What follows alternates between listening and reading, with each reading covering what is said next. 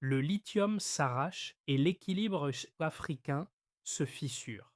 Quand la demande mondiale bondit de 50%, le Burkina Faso découvre qu'il reste écarté de l'essentiel de la valeur créée, alors même que le continent ne pèse qu'environ 5% de la production et exporte pour près de 200 milliards de dollars de ressources. Dans ce contexte, que signifie une décision administrative présentée comme mineure? Et pourquoi Ibrahim Traoré se retrouve-t-il au centre d'une dynamique où chaque geste souverain produit des effets disproportionnés, internes comme diplomatiques? Derrière le fracas discret des chiffres, une bascule silencieuse prépare un débat sur contrôle, légitimité et institution. Ce récit ne promet ni révélation spectaculaire ni verdict définitif. Il propose autre chose, comprendre, pas à pas, comment une tension mondiale sur une ressource critique transforme des choix administratifs en décisions politiques lourdes de conséquences. L'enjeu pour le lecteur est clair, saisir en quelques minutes ce qui façonne en profondeur la trajectoire d'un État confronté à des pressions économiques, diplomatiques et symboliques simultanées. Derrière les débats visibles sur la sécurité ou la gouvernance, une mécanique plus discrète est à l'œuvre. La manière dont un décalage structurel entre réserves détenues et valeurs captées réduit ou élargit les marges de décision nationales. Dans ce cadre, chaque réforme institutionnelle devient un test. Elle mesure la capacité d'un pays à reprendre la main sans déclencher de réaction en chaîne incontrôlée. C'est cette zone grise, souvent négligée dans les analyses rapides, que cette séquence explore, là où souveraineté, ressources et récits internationaux s'entrecroisent et où les choix présents conditionnent des équilibres durables. La bascule commence par un détail administratif que peu avaient dit remarquer. Elle survient précisément au moment où la demande mondiale de lithium augmente de 50%, exerçant une pression silencieuse sur tous les États disposant de réserves stratégiques. Cette coïncidence n'est pas anodine. Elle révèle un mécanisme plus large. Lorsque la valeur d'une ressource critique s'accélère à l'échelle globale, chaque décision locale, même technique en apparence, change immédiatement de portée. Au Burkina Faso, cette dynamique met en lumière un décalage ancien entre la richesse du sous-sol et la capacité réelle du pays à en maîtriser les effets politiques et économiques. Depuis des décennies, de nombreux États africains occupent une position paradoxale dans les chaînes de valeur mondiales. Ils détiennent des réserves indispensables aux transitions technologiques, mais restent cantonnés à un rôle d'extracteur, tandis que la transformation industrielle et la valeur ajoutée se construisent ailleurs. Ce déséquilibre a longtemps été accepté comme un fait structurel, rarement remis en question dans les décisions quotidiennes de gouvernance. Lorsque le contexte international se tend, ce compromis implicite devient plus visible. Les puissances extérieures renforcent leur présence autour des zones minières, les récits diplomatiques se durcissent et chaque ajustement institutionnel est interprété à travers des grilles de lecture géopolitique préexistantes. À l'intérieur du pays, en revanche, la perception diffère souvent. Les acteurs locaux lisent ces mêmes gestes comme des tentatives de recentrage, destinées à réduire une dépendance devenue trop coûteuse. C'est dans cet espace de lecture contradictoire que s'inscrit la figure d'Ibrahim Traoré. Non pas comme l'origine unique du mouvement, mais comme le point de convergence d'une série de pressions économiques, institutionnelles et symboliques. Son nom cristallise une question plus large. Comment gouverner un État riche en ressources lorsque les règles du jeu ont été définies ailleurs et que le contexte mondial rend toute inertie plus risquée que le changement lui-même? La mini-révélation est là. Ce qui semblait être une décision isolée agit en réalité comme un révélateur d'un déséquilibre structurel longtemps normalisé. Les premiers effets concrets de la transition ne se listaient pas dans les communiqués diplomatiques, mais dans des trajectoires individuelles restées longtemps invisibles. À Ouagadougou, de jeunes administrateurs, jusque-là cantonnés à des fonctions secondaires, voient chaque leur responsabilité s'élargir lorsque certains processus civiques sont réorientés vers des structures internes plutôt que vers des organes financés de l'extérieur. Cette évolution, rapide et parfois improvisée, modifie leur rapport à l'institution. Ils ne sont plus de simples exécutants, mais des relais décisionnels. Ce déplacement du centre de gravité administratif produit un effet immédiat. Les procédures gagnent en cohérence interne, mais exigent aussi une capacité d'adaptation nouvelle. Les marges d'erreur se réduisent car chaque décision est désormais perçue comme un signal politique autant que technique. Pour ces acteurs, la souveraineté cesse d'être un principe abstrait. Elle devient une suite de gestes quotidiens. Organiser un registre, clarifier une compétence, expliquer une réforme à des citoyens sceptiques. Plus au nord, dans des zones frontalières où se superposent enjeux sécuritaires et ressources minières, des équipes civiles chargées de la surveillance territoriale observent un autre changement. Le discours national, recentré sur le contrôle interne, leur fournit un cadre plus lisible pour interpréter les signaux venant de régions sensibles. Cette clarification n'élimine pas les risques, mais elle réduit l'ambiguïté qui paralysait souvent l'action locale. Ces deux micro-cas illustrent un phénomène plus large. Une décision présentée comme technique peut réorganiser l'ancrage local du pouvoir. Elle redéfinit la relation entre institutions et terrain et crée une attente nouvelle au sein de la population. Voir les choix de l'État produire des effets tangibles, perceptibles et cohérents. Et l'idée essentielle se résume ainsi. Une réforme n'existe que si elle prend corps localement. Tout commence par un acte administratif présenté comme ordinaire. Un document est signé, une structure électorale financée de l'extérieur est dissoute, et le geste est décrit comme un simple réajustement de gouvernance. Pris isolément, l'événement semble technique, mais le contexte n'est plus neutre. Au même moment, la demande mondiale de lithium accélère, les puissances industrielles resserrent leurs chaînes d'approvisionnement, et le Sahel devient un espace où chaque décision interne résonne bien au-delà des frontières nationales. Le déclencheur est discret, mais le terrain est déjà sous tension. La réaction est presque immédiate. Les réseaux diplomatiques s'activent, les chancelleries multiplient les échanges, et les médias internationaux cadrent l'événement comme un signe de rupture inquiétante. Les mots reviennent en boucle. Risque, instabilité, dérive. Ce premier pic narratif se construit en quelques heures selon des schémas bien rodés. La décision est lue à travers des grilles préexistantes où toute remise en cause de dispositifs soutenus de l'extérieur est assimilée à une fermeture ou à un isolement potentiel. Dans ce flot d'interprétation, les nuances locales peinent à trouver leur place. À l'intérieur du Burkina Faso, la séquence est vécue différemment. Les institutions concernées entrent dans une phase d'ajustement rapide. Les responsabilités sont redistribuées, les procédures réorganisées et les acteurs locaux doivent de combler en urgence des fonctions auparavant externalisées. Cette transition crée des frictions, mais aussi un sentiment inédit de reprise de contrôle.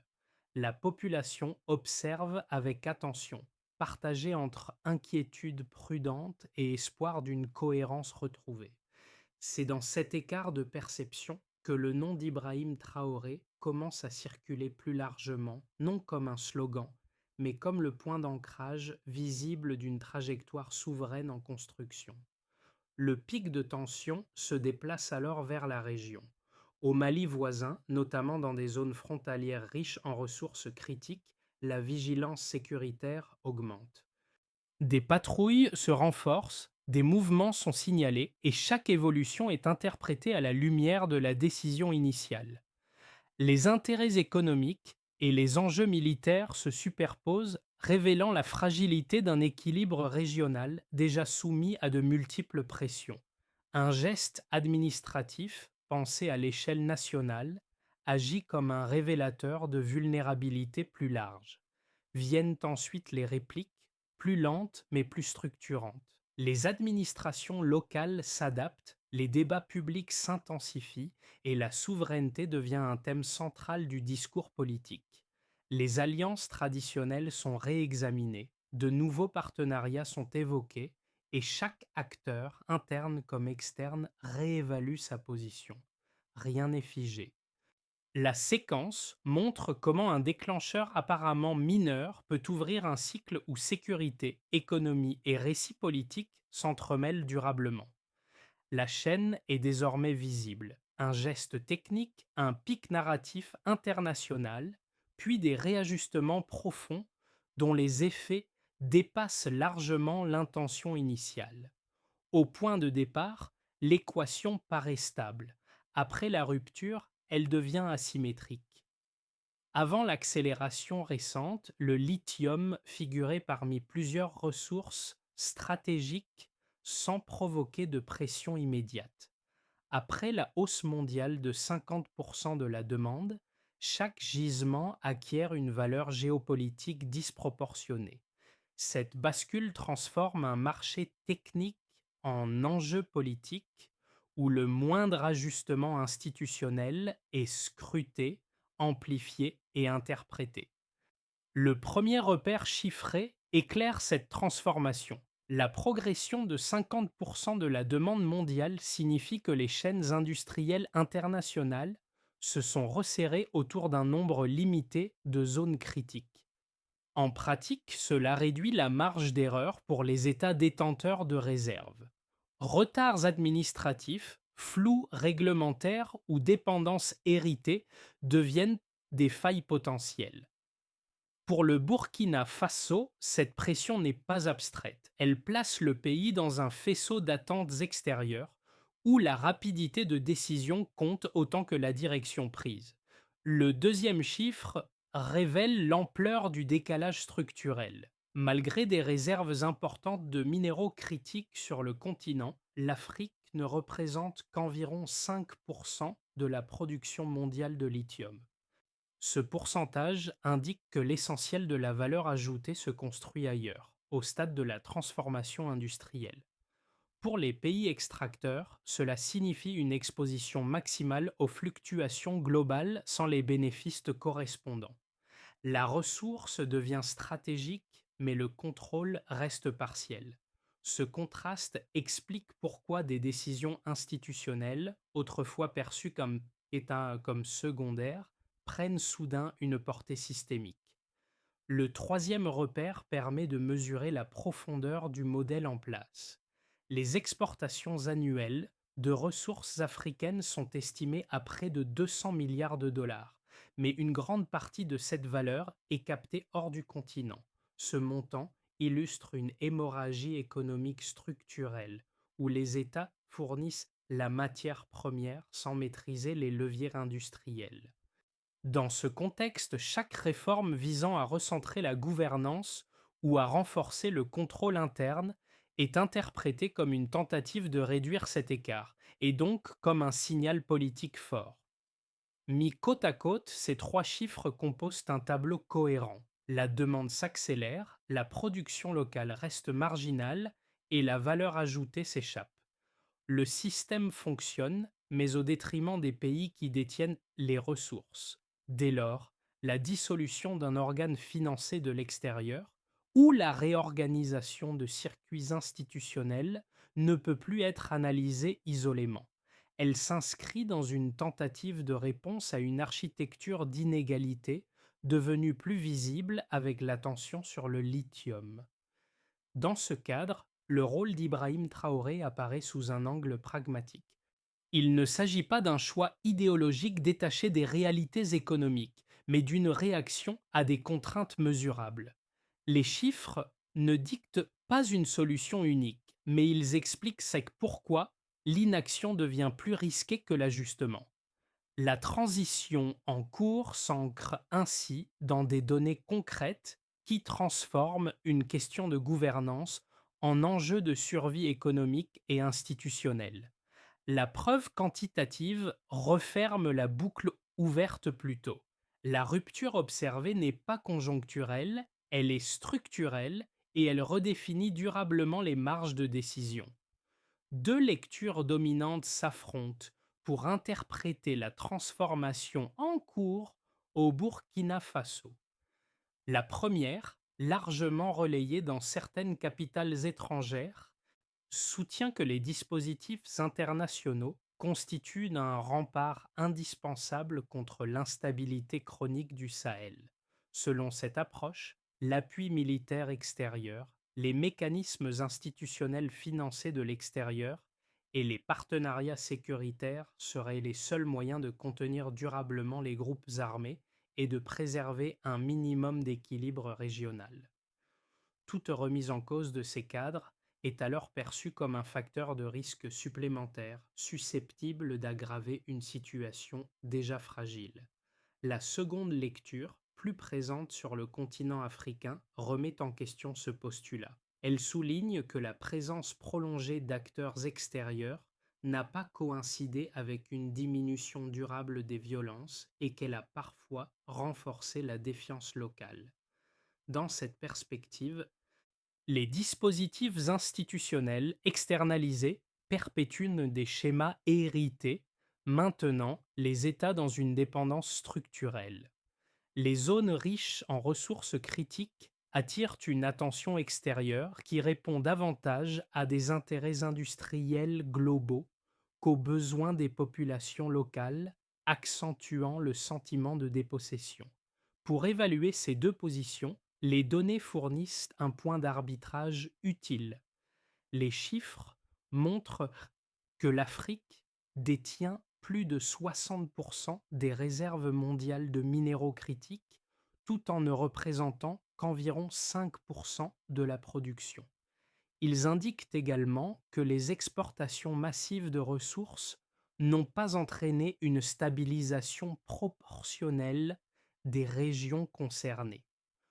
Autrement dit, ni la seule présence extérieure, ni le retrait brutal ne garantissent à eux seuls un équilibre durable. La réponse la plus solide se situe entre ces deux extrêmes.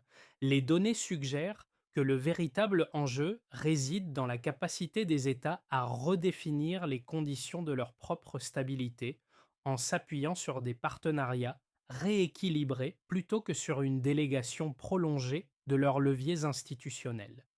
Dans ce cadre, la transformation observée au Burkina Faso n'apparaît ni comme une rupture idéologique isolée, ni comme un rejet systématique des coopérations, mais comme une tentative de corriger un déséquilibre devenu trop visible.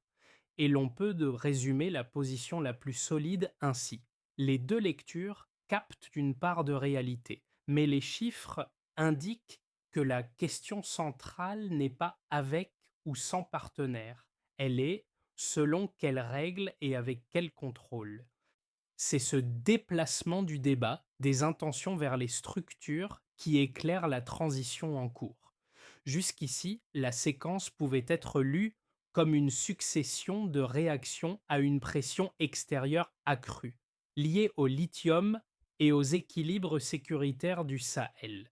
Mais au milieu du parcours, un glissement apparaît. Ce qui change réellement n'est pas seulement la nature des décisions, mais la place du récit lui-même dans l'équation politique. À partir de ce point, la bataille ne se joue plus uniquement sur le terrain des institutions ou des ressources, mais sur celui de l'interprétation. À l'extérieur, la décision administrative initiale continue d'être présentée comme un signe d'instabilité potentielle. Les analyses s'alignent, les mots se répètent, et le cadrage dominant s'impose par inertie. À l'intérieur, cependant, un autre récit commence à circuler. Il ne nie pas les risques, mais il les replace dans une trajectoire plus longue, marquée par des décennies de dépendance acceptée et de marge de manœuvre limitée. C'est ici que le rôle d'Ibrahim Traoré change de nature. Il n'est plus seulement associé à un acte précis, mais devient le point de convergence d'un récit souverain en construction. Chaque geste est interprété à travers cette grille nouvelle où la cohérence interne compte autant que la réaction internationale. Le tournant devient alors évident. La fracture principale n'oppose pas réforme et statu quo. Elle oppose deux manières de raconter et donc de gouverner la transformation. Cette bascule narrative prépare les conséquences concrètes à venir. Les effets de la bascule décrite précédemment ne restent pas cantonnés au registre du discours. Ils se traduisent par des conséquences tangibles, perceptibles dans quatre sphères distinctes, où chaque acteur vit la transformation selon sa position dans le système. C'est ici que la dynamique portée par Ibrahim Traoré cesse d'être abstraite et commence à produire des effets différenciés. Pour l'État, la recentralisation progressive des décisions crée une situation inédite. Des administrations longtemps dépendantes de cadres extérieurs retrouvent une marge d'initiative, mais assument aussi une responsabilité accrue. La cohérence institutionnelle s'améliore car les chaînes de décision sont plus courtes et plus lisibles. En contrepartie, les erreurs ou les lenteurs ne peuvent plus être imputées à des partenaires extérieurs. Et cette exposition directe renforce la pression sur les structures internes tout en consolidant leur légitimité. Dans ce contexte, le pouvoir politique doit arbitrer en permanence entre affirmation souveraine et gestion des risques diplomatiques. Pour la population, les effets sont plus ambivalents. D'un côté, un sentiment diffus de reprise de contrôle s'installe, nourri par l'idée que les décisions sont désormais prises plus près du terrain.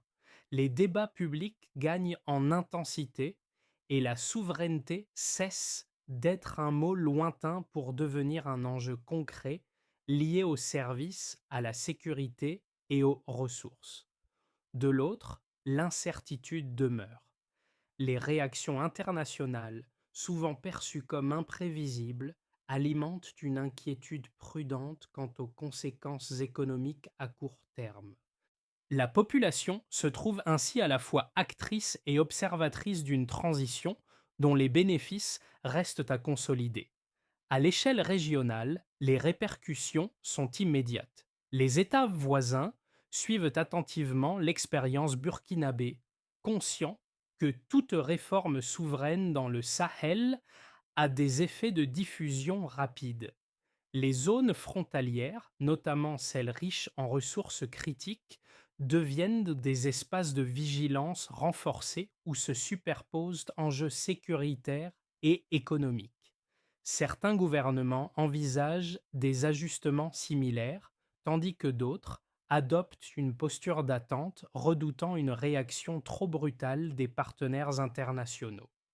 Le cas du Burkina Faso devient ainsi un point de référence régional, observé et interprété à travers des prismes parfois contradictoires. Enfin, les chaînes d'approvisionnement mondiales ressentent elles aussi les effets du repositionnement.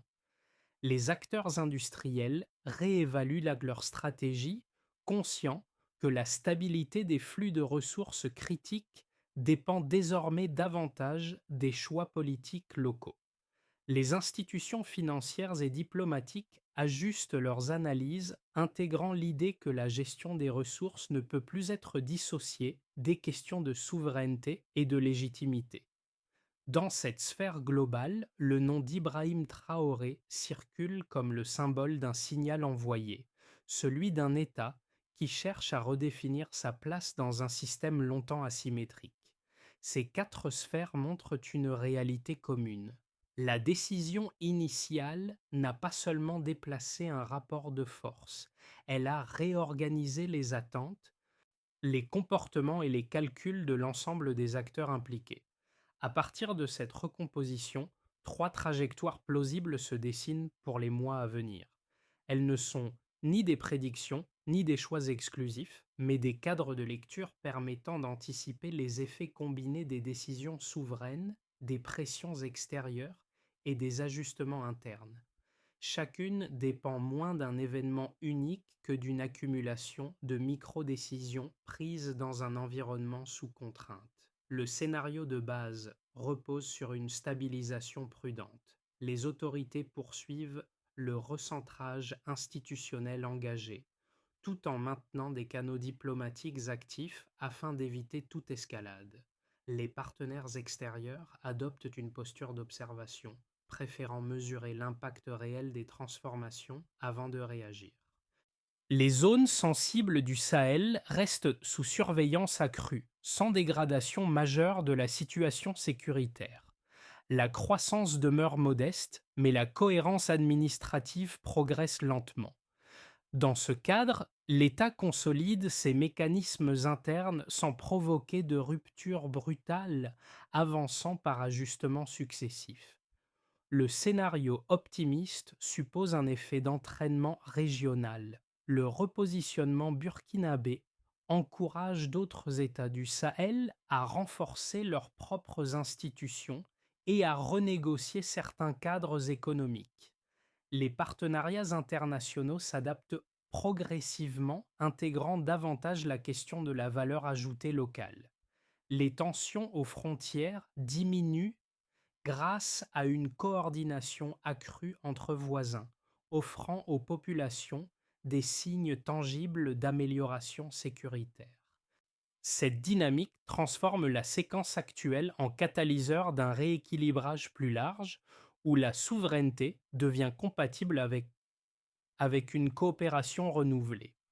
Le scénario dégradé envisage, au contraire, une montée des pressions. Certaines puissances choisissent d'accentuer leurs interventions diplomatiques, économiques ou sécuritaires pour protéger leurs intérêts stratégiques.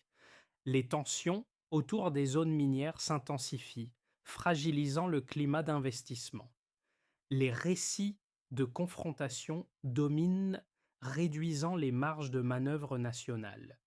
Dans ce contexte, les ajustements institutionnels sont perçus comme des facteurs d'instabilité, et la région devient un espace de rivalité indirecte. Ces trois scénarios soulignent une constante. L'enjeu central n'est pas de choisir entre ouverture et retrait, mais de penser la souveraineté comme un processus graduel capable d'absorber les chocs tout en consolidant les acquis. La question ouverte reste entière. Quelles décisions concrètes permettront de transformer la trajectoire actuelle sans amplifier les tensions existantes? Ces transformations ne concernent pas uniquement les cercles institutionnels ou diplomatiques. Elles touchent aussi, de manière plus diffuse mais réelle, ceux qui observent ou vivent ces dynamiques selon leur position et leur distance au terrain. Pour les citoyens du Burkina Faso et des pays voisins, la transition en cours modifie la relation entre l'État et la société. Le recentrage des décisions internes suggère qu'un espace existe encore pour bâtir des modèles de gouvernance plus proches des réalités locales. Les débats publics gagnent en intensité et la souveraineté cesse d'être un concept abstrait pour devenir une expérience concrète liée à la gestion des ressources, à la sécurité quotidienne et à la responsabilité des institutions. Pour la diaspora, la situation est plus ambivalente. Exposée en permanence aux récits médiatiques internationaux, souvent critiques ou simplificateurs, elle perçoit un décalage entre ses analyses et les évolutions observées sur le terrain. Cette tension crée un rôle particulier. Beaucoup deviennent des médiateurs involontaires, expliquant, nuançant et contextualisant les décisions prises au pays. Leur position intermédiaire leur confère une influence discrète mais déterminante dans la circulation des idées et dans la construction d'un récit plus équilibré autour des transformations en cours. Pour l'observateur extérieur, enfin, la séquence oblige à reconsidérer certaines catégories d'analyse. Sécurité, stabilité, partenariat ou souveraineté ne peuvent dîner plus être appréhendés isolément. Le Sahel apparaît moins comme une périphérie passive que comme un espace où se croisent des enjeux globaux liés aux ressources critiques, aux modèles de développement et aux équilibres de pouvoir. Comprendre ces dynamiques suppose d'accepter que les trajectoires africaines ne se laissent de plus enfermer dans des cadres interprétatifs hérités. Dans ces trois perspectives, un point commun émerge. La transition actuelle invite chacun à réévaluer sa propre lecture des événements et à reconnaître que les choix institutionnels produisent des effets bien au-delà de leurs intentions initiales. La question devient alors personnelle. Comment interpréter, soutenir ou questionner ces évolutions sans céder aux simplifications? À ce stade, la transition engagée ne peut produire des effets durables que si elle s'appuie sur une structuration claire. L'enjeu n'est plus d'annoncer des principes, mais de traduire une orientation souveraine en leviers opérationnels capables de résister aux pressions extérieures. C'est ici que le rôle d'Ibrahim Traoré apparaît comme celui d'un coordinateur, plus que d'un décideur solitaire, chargé d'articuler institutions, territoires et dynamiques sociales. D'abord, ancrer la gouvernance locale. Le recentrage des décisions doit s'appuyer sur des relais administratifs solides capables d'assurer la cohérence entre directives nationales et mise en œuvre territoriale. Cela implique une clarification des responsabilités afin que les structures locales sachent précisément qui décide, qui exécute et selon quels critères l'action publique est évaluée. Sans cet ancrage, la réforme reste fragile et dépendante de volontés individuelles. Ensuite, sécuriser les zones sensibles. Les régions frontalières où s'entremêlent enjeux militaires et ressources stratégiques exigent une coordination interne renforcée. Une sécurité mieux structurée réduit mécaniquement l'espace laissé aux ingérences extérieures et limite les effets de contagion régionale. Cette étape ne relève pas uniquement du militaire, mais aussi de la lisibilité institutionnelle sur le terrain. Puis, rééquilibrer les partenariats économiques. Les cadres d'échange doivent évoluer pour favoriser la valeur ajoutée locale sans viser l'isolement. L'objectif c'est de créer des conditions où les ressources critiques servent d'abord les besoins internes, tout en maintenant des relations négociées avec les acteurs internationaux. De plus, clarifier le récit national. Une communication cohérente permet de réduire les malentendus et d'éviter que les réformes soient interprétées uniquement à travers des grilles extérieures. Le récit devient alors un outil stratégique de stabilisation. Enfin, consolider les alliances régionales permet d'amortir les pressions globales.